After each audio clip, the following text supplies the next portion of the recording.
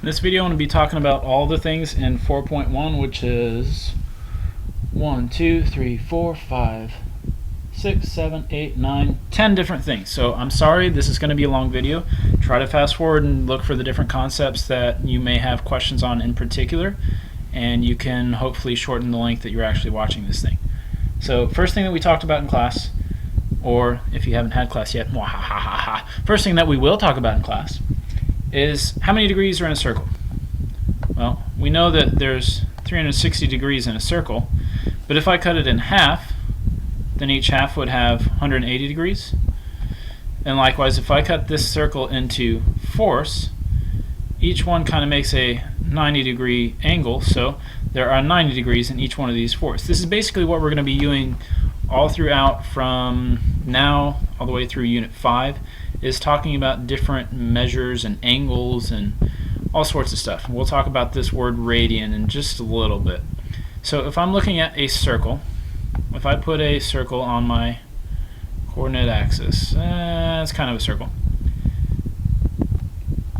This is our positive x-axis, and when we measure an angle, we always start from our positive x-axis and go around counterclockwise, as long as it's a positive angle.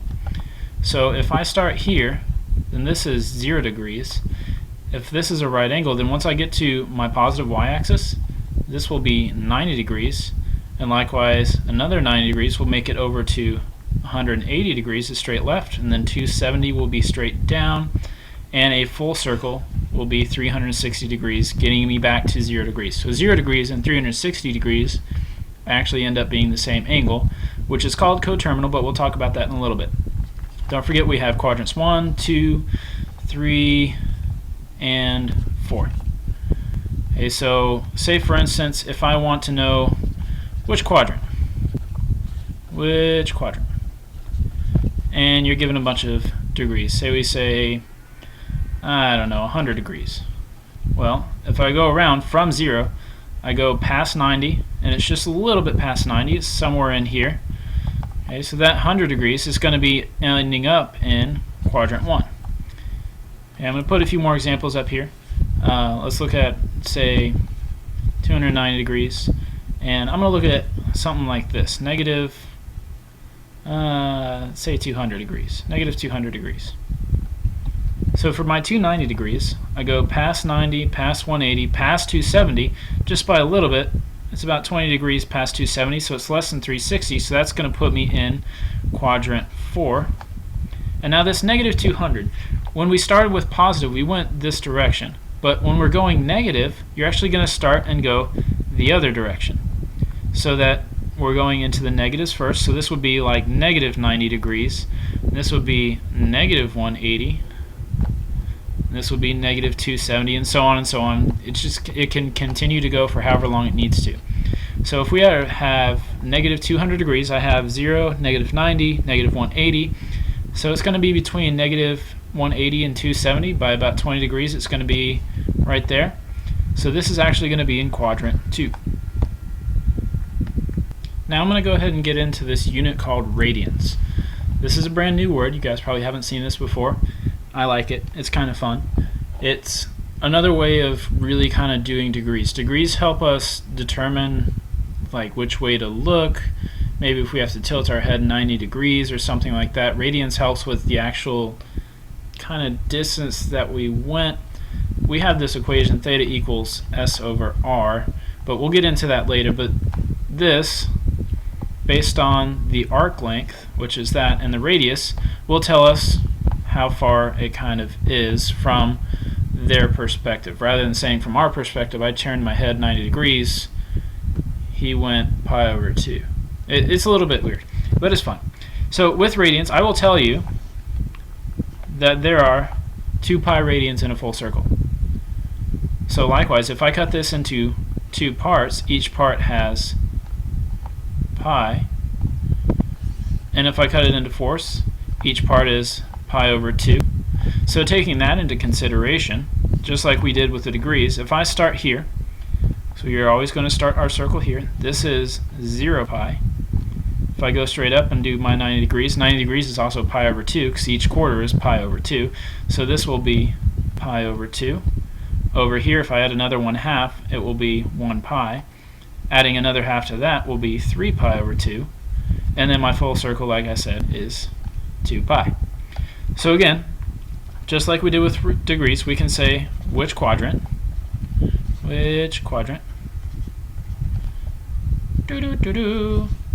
So if I want to know which quadrant, say 5 pi over 6. Well, this, if you just look at your 5 over 6, is a little bit less than 1. Here I have 1/2. This is 1, so I'm actually like 1/6 less than 1. So that would be somewhere in there. So I'm going to say that this is in quadrant 2. I'm going to do a few more of these. Let's look at, how about 15 pi over 8 and negative 3 pi over 4. Okay, so for my 15 pi over 8, this reduces to 1 7/8, so it's just a little sliver less than 2, so it's just barely in our fourth quadrant. And this negative 3 pi over 4, don't forget for the negatives, we're going to go the other direction. So you're going to start at 0 still, go the other direction for your negatives. So down here is like negative, oops, I don't know what that is, negative pi over 2. And then we get over here, it's negative pi. This negative 3/4 is a little bit less than negative 1, more than negative 1/2 though. So I'm going to say that this is in quadrant 3. Next thing I'm going to talk to you about is standard position. We've basically already been doing this to figure out which quadrant our angle is in. And it's basically just wherever your angle lies. You're going to start from 0 and do your angle. This right here is theta. See it a little bit blown up. It looks something like that. This literally just means whatever angle it is. Okay, we have our initial side, which is where we start. You have your terminal side, which is actually where it is in standard position. So if it asks for, let's say, 3 pi over 4 in standard position, you can draw your axes. So you have your y, you have your x. 3 pi over 4 I know straight up is pi over 2. I know straight across is pi, so pi and pi over 2.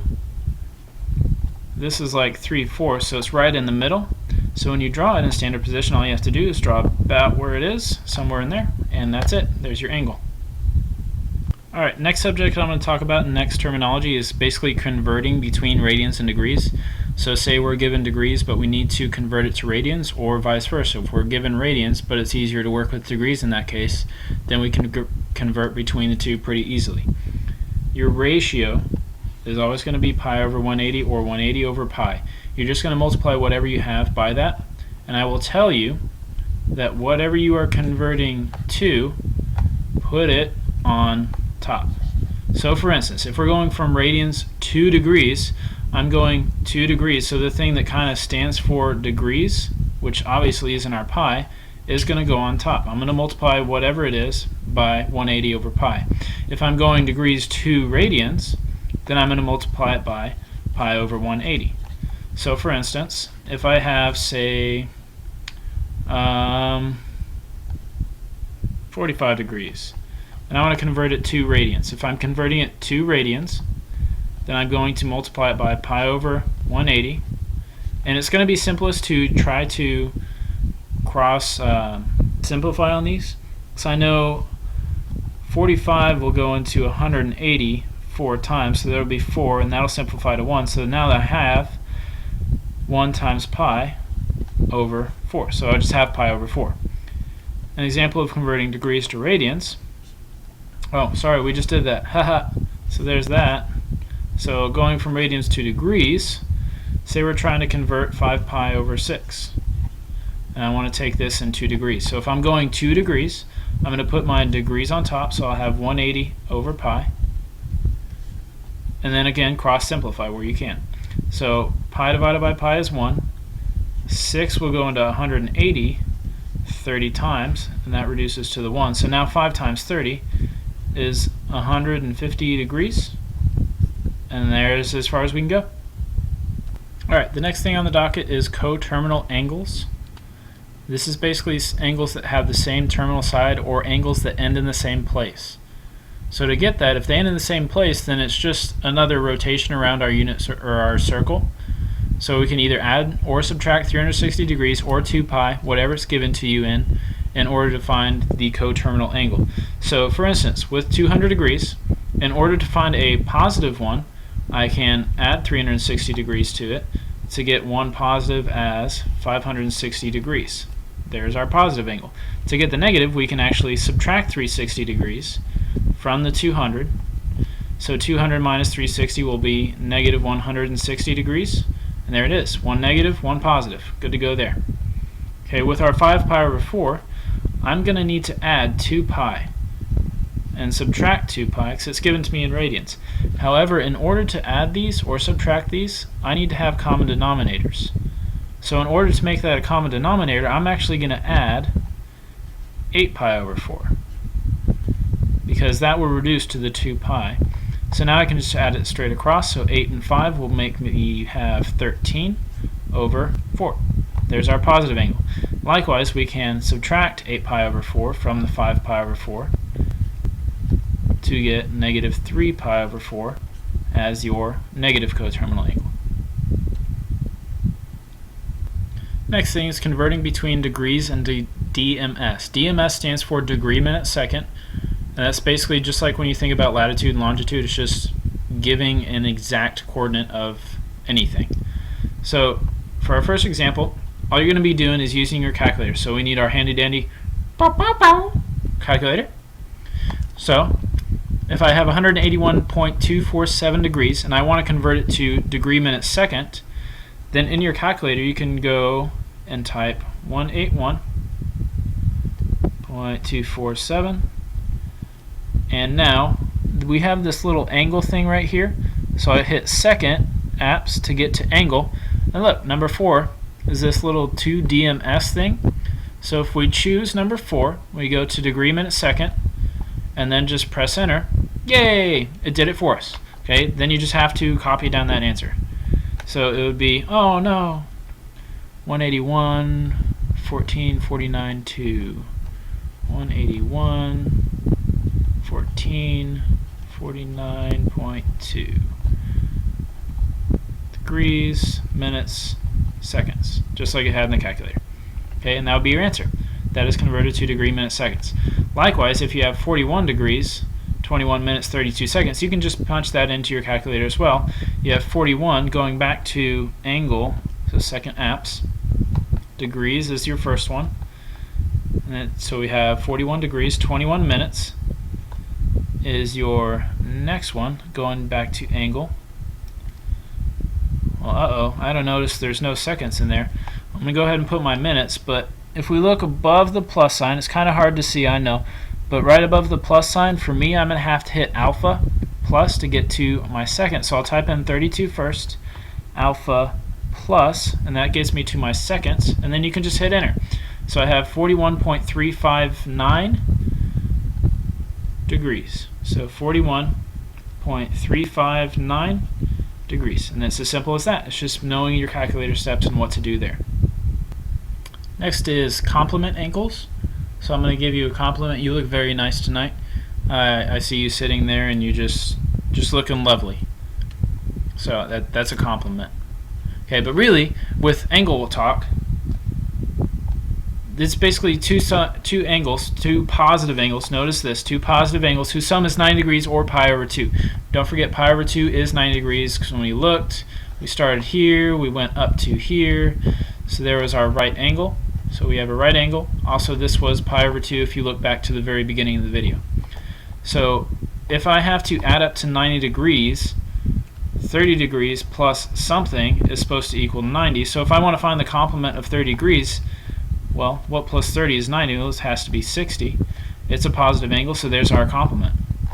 Likewise with 100 plus something has to equal 90.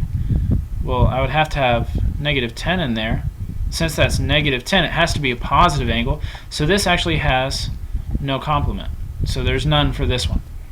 This pi over 3 plus something has to equal the pi over 2. I'm going to keep it in radians. So if this has to equal pi over 2, I don't know what this is. This is some angle. These ones are a little bit harder. But what you can do is just solve it like an equation. If you subtract pi over 3 from pi over 2, that should give us our complement. So in doing so, pi over 2 minus pi over 3, I need to find a common denominator in order to subtract. So if I multiply my first one by 3 over 3 and the second one by 2 over 2, then I will have 3 pi over 6 minus 2 pi over 6, which will give me just 1 pi over 6, and there we go. There is our complement. Good to go. Getting close to the end. Next thing is supplement angle. Supplement, kind of like complement, is basically two positive angles whose sum is 180 degrees now, or I wrote that wrong, or just pi. I don't know why I wrote 2. I'm crazy. I'm making stuff up. You guys know that. You're used to it. So 180 degrees or pi. So for example, if we have 120 degrees plus something is 180 degrees. Well, I must have to add 60 degrees in order for that to be the complement, or supplement. So then 60 degrees will be my supplement. To 3 pi over 7, I have to add something so that I get a single pi. Well, if I have 3/7, I only need 4/7 more to make a whole. So I'm going to say 4 pi over 7. And there would be your supplement. Alright, second to last thing I'm talking about in this video, you guys are almost there. You almost made it to the end. Is central angle. Basically, we can find whatever angle is here. This is how they get radians. So really, radians, all it is how far the arc length is over the radius. So S just stands for arc length.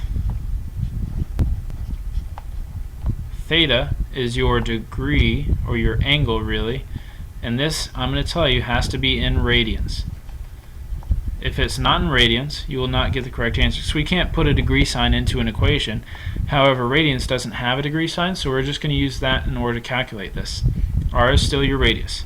So for example, if we have a problem like this, if it gives you your radius is 4 inches, theta is 90, again, we're going to have to convert that to radians, so you can multiply by pi over 180, and you'll come out that this is pi over 2 radians, or just know that 90 degrees is straight up, just like pi over 2 is straight up. Okay, so and then in your formula, you have theta equals S over R. We know theta, so we can plug those into those spots. So we'll have pi over 2 equals S over R is 4 inches, and then solve for S. If you multiply both sides by 4, that makes 1. 4 divided by 2 is 2. So I have S equals 2 pi inches, or 6.28 inches if you want to round, or if it asks you to round. Last thing I'm going to talk about is one of my favorite things, because it's the area of a sector of a circle. This is just so cool because we all know the area of a regular circle. A equals pi r squared, where r is your radius, pi is just pi. I mean, that's just part of the formula. But what the heck? Where did they get this pi from? Right? They just made it up? Well, not quite. We know an entire circle is 2 pi radians. Oh, look, this pi and 2 pi. If you divide 2 pi divided by 2, this is 1/2 times 2 pi, right? Well, here's the thing. This 2 pi, this can be any degree in the world. Again, it has to be in radians, but you can take your circle and say, find the area of just pi over 2 of a circle. And instead of putting in 2 pi, you would put in pi over 2, so it would be like pi over 4r squared. So your formula for this really is A equals 1/2 theta r squared. That's the area of a circle, where theta, when you're doing the entire circle is 2 pi, so you would actually put in 2 pi for theta, and it would work out as pi r squared. That's where it's coming from. So it doesn't matter what angle you have. You can have 5 pi over 6, you can have 9 pi over 127. It really makes no difference in the world. You can find the area of that part of the circle, whatever it may be. So say, for example, if we're given, I don't know, 180 degrees is our angle, and r is 4. Again, let's say 4 inches. Theta has to be in radians. Whenever you're putting it into an equation, theta has to be in radians. So instead of this 180 degrees, this is actually going to be pi. So now that we have all the information we need in order to calculate area, we can say 1/2 theta, which is pi, r squared is 4 squared. So I have 1/2 times pi will give me pi over 2. R squared is 16. So pi over 2 times 16 is 8 pi, because 16 divided by 2 is 8. And 8 times pi is 24, about 25 point something. Right? But really all I'm looking for is this 8 pi inches squared. That'll be good enough for me. Thank you guys very much for watching. Hopefully you fast forwarded to parts of the video that you needed. Hopefully it was somewhat, probably not entertaining, but maybe at some points. If not now. I don't know. I just make stuff up. I apologize. Yeah, that's really all I got for you guys. Have a wonderful evening, and don't forget, I gave you a compliment. You look very nice tonight, and I will see you in class tomorrow.